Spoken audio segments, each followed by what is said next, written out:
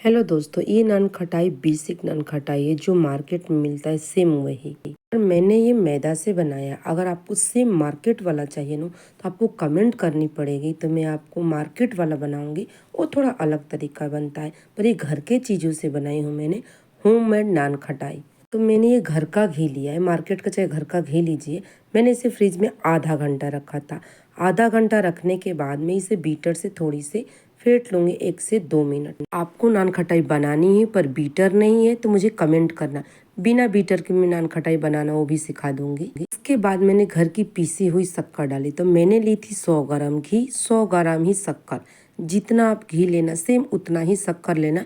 घर के जो शक्कर होते हैं उसे पीस के पाउडर बना लीजिए। पर याद रहे, जब भी आप घी से नान खटाई बनाएंगे कम से कम आधा घंटा फ्रिज में, जैसे मैंने आपको दिखाया वैसे कड़क होनी चाहिए एकदम।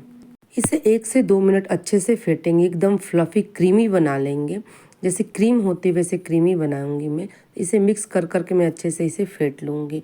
अगर आपको सेम मार्केट वाला सीखना है, सेम बेकरी वाला सीखना है, मुझे कमेंट करना। नान खटाई 3-4 चीज़ों से बनती है। कोई घी से बनती है, कोई डालडा से भी बनती है, कोई मार्जिन से भी बनती है, कोई मारो से भी बनती है।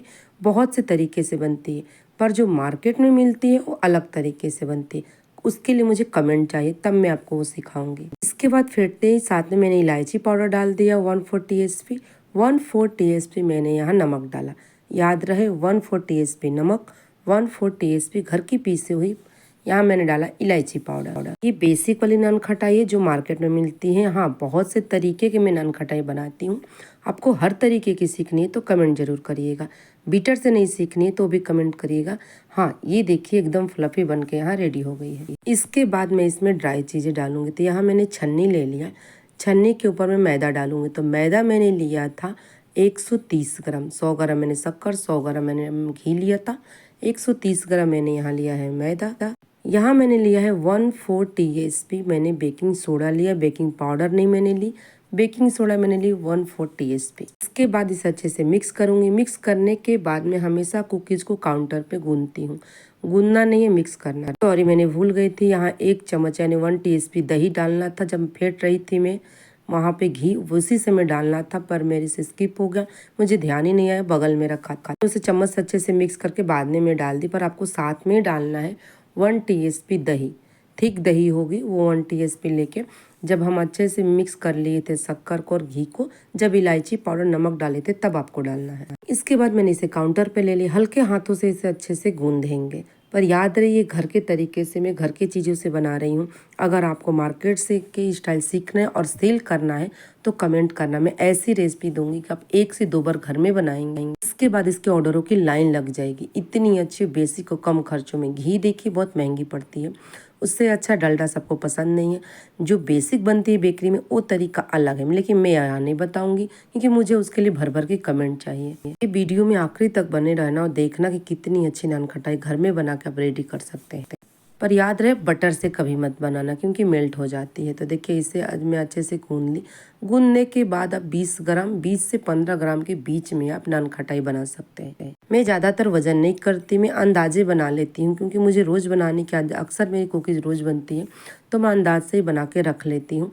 तो ऐसे ऐसे गोले करके मुझे बनाना है। हल्की से जो क्रेक आ रही, इसकी मतलब कि आपकी नान खटाई की डो एकदम करेक्ट है, एकदम करेक्ट है, यानी अच्छा है। ऐसे गोले बना के मैं टोटल रेडी कर दूंगी और रेडी करने के बाद मैं इसे रख दूंगी फ्रिज में। इस ट्रे को ही मैं फ्रिज में रख दूंगी क्योंकि इस समय गर्मी चल रहा, ठंडी होता था बाहर भी चलता। जब तक मेरी ओटीजी प्री हीट नहीं हो जाती 10 मिनट, तब तक मैं इसे फ्रिज में रखूँगी। हाँ, आप काम करने से पहले ही ओटीजी को लगा दिए प्री हीट पे, काम करते करते प्री हीट हो गया तब इसे बेक करने के लिए डाल सकते हैं। लेकिन मेरे पास मैं अब लगाऊंगी ओटीजी को प्री हीटिंग पे, तो इसे बाहर ज़्यादा नहीं रख सकती क्योंकि बहुत जल्दी घी मेल्ट होता है। तो मैं इसे फ्रिज में रख दूंगी।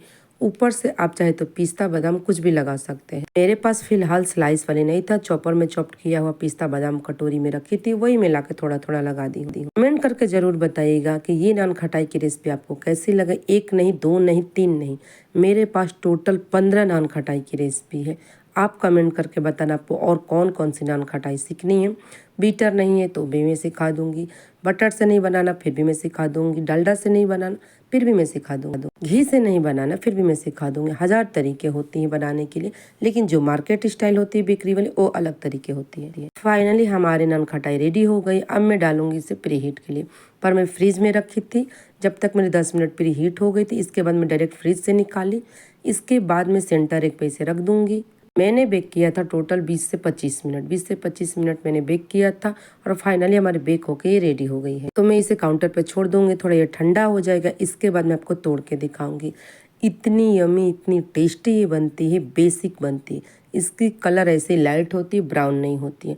तो फाइनली मैं आपको एक तोड़ के दिखाती हूँ। ये देखिए, एक नान खटाई में आपको तोड़ के दिखाऊँ। ये तो है मैदा, बहुत से तरीकों, मैंने बोला 15 तरीके के हैं। कमेंट करना तो मैं आपको वो भी रेसिपी सिखा दूंगी।